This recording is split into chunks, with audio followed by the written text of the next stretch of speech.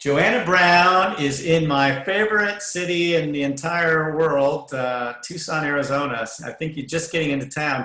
Tell us about the journey. Must have been a long day. Yeah, it was a pretty long day. I was actually just with my parents for a few weeks back in Ottawa. So I drove to Montreal and stayed with my good friend Emily Kretz. And then we hit the airport this morning, left just before 4 a.m. So it's been a pretty long day to get down here, but it's totally worth it. So You're getting a sense of what an Ironman athlete has, a day that's about 12 or 13, 14 hours long. Now, the only difference is the airplanes you're on, bicycles and long jogs out there. And some of our viewers are getting ready, hopefully, for an Ironman in 2021. Uh, yeah. Talk about the season that wasn't. I mean, you obviously had some really high desires, yourself and Em, with this being the Olympic year. What was in your mind in January, and how did you, change gears as all the things that kept striking us occurred through March and April? Yeah, I mean, this year was not without challenges for sure, and I think everybody's really felt that. But I was actually in Australia early in the year, and we had kind of heard mumblings of coronavirus. We didn't really know what it was. And then I was able to participate in the non-draft race in Mooloolaba, which out to be my only race of the entire year. So I actually am undefeated in 2020. Uh, Not many athletes can say that. exactly, yeah.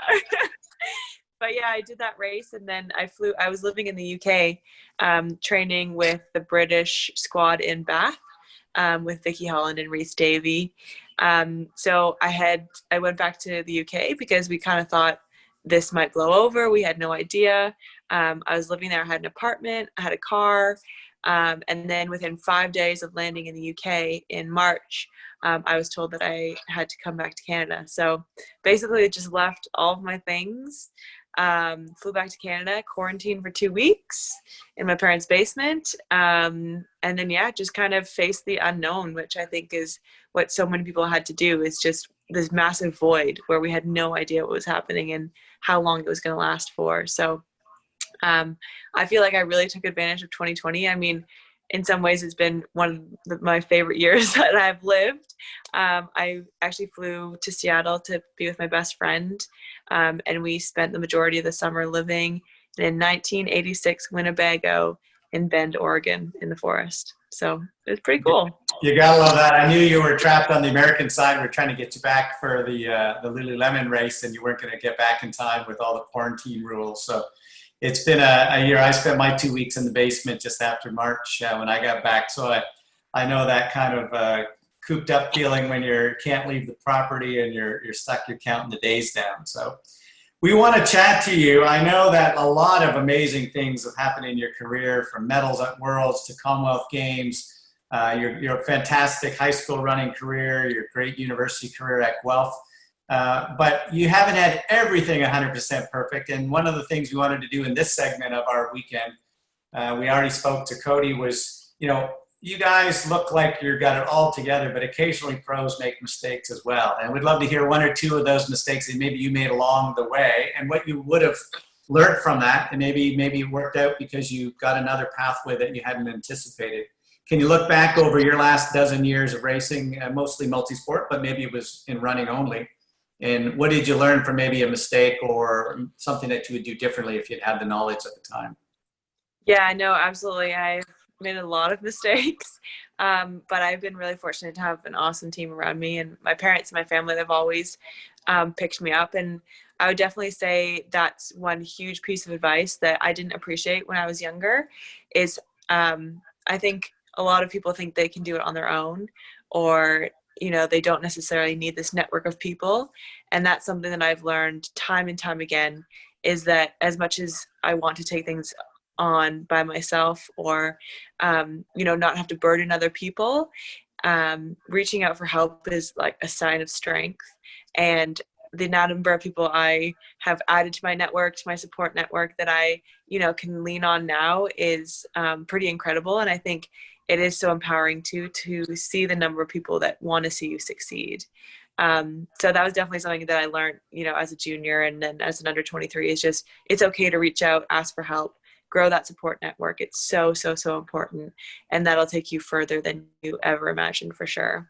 I see one of your training mates just got named to the British Olympic team in the last couple of days. So Vicky and Mr. Brownlee and Jessica, all heading Georgia, all heading on the British team. So it's interesting seeing those spots starting to get filled. I mean, probably no big surprises, but your thoughts of knowing that people you've been training with are getting their Olympic spots. It's got to be a good positive energy for that part of your friendship with them. Yeah, absolutely. I mean, that's another, like, honestly, another big thing that I think as a super, super, super competitive junior, I was like just so driven and focused on winning, which I think so many people are. And being able to learn to feel lifted and enjoy the success of others is something that didn't necessarily come early, but the more that I was able to kind of like be inspired by other people, especially be inspired by other women, it just made me feel so much stronger and more appreciative of sport. So seeing Vix get selected for the Olympic team for the games next year was incredible, and I was so happy for her. And just, I think knowing how hard people work too, and then seeing their goals kind of come to light is just if you can appreciate that and just kind of with that shared experience, you just can really, you get a lot of energy from it. You've had a chance to wear the maple leaf many times at Worlds as a junior under 23 elite. Talk about the difference from a triathlon world championships to something like a multi-sport games, Commonwealth Games. I mean, you're on a team with 400 other Canadians, and you've got that maple leaf on, as well as the swimmers and the soccer players and the basketball team, and you come away with a medal, at those last games. Just that feeling of being on a multi-sport team, and obviously the Olympics is the final pinnacle of that experience. Yeah, it's unlike anything. It's just these experiences that I will always cherish. And I think the coolest thing for me is always, for whatever reason, when you go into the dining hall. And of course, when you're in the village at a multi-sport games, you have to be constantly kitted out in your country kit. And so just walking to the dining hall and seeing like the groups of, Canadians, Australians, whatever it might be, it's just, you've automatically feel like a part of something.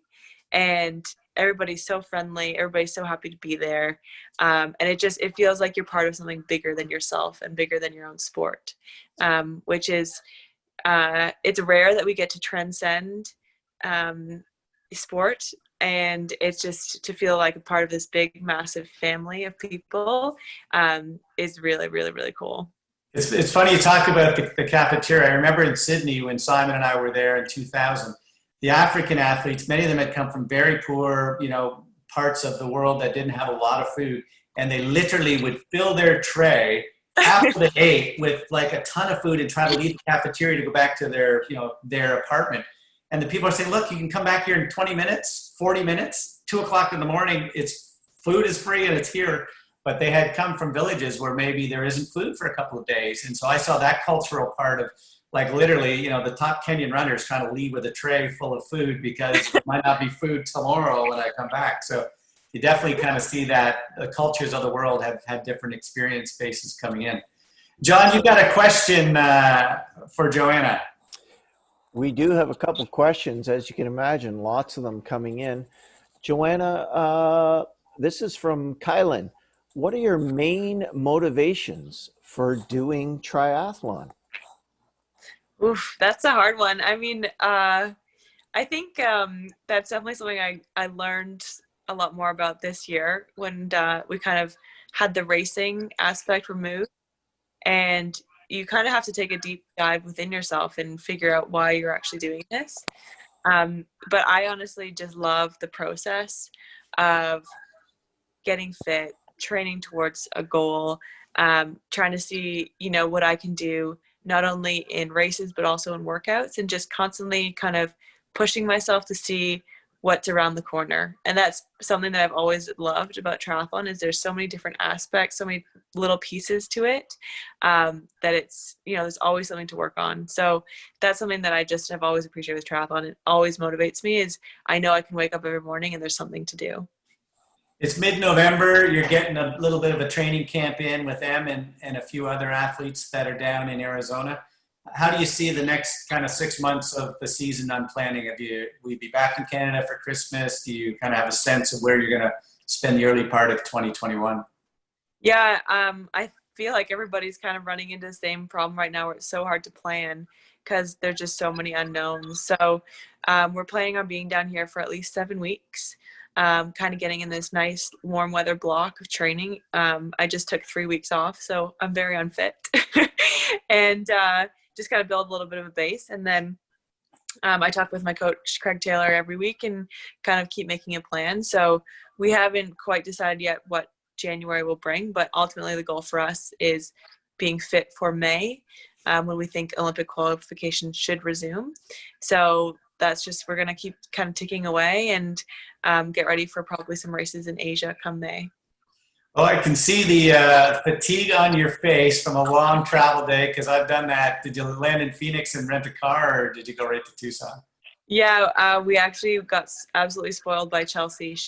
We landed in Phoenix and she drove from Tucson to Phoenix and came and pick us Well, up. that is a teammate.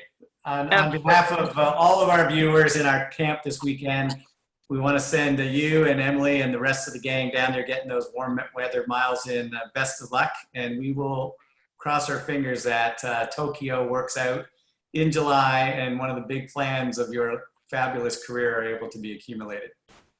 Awesome. Thank you so much for your time. All right, take care, Joe. You That's too. Joanna Brown, who's down in Tucson, Arizona, getting ready for the 2021 Olympic Games.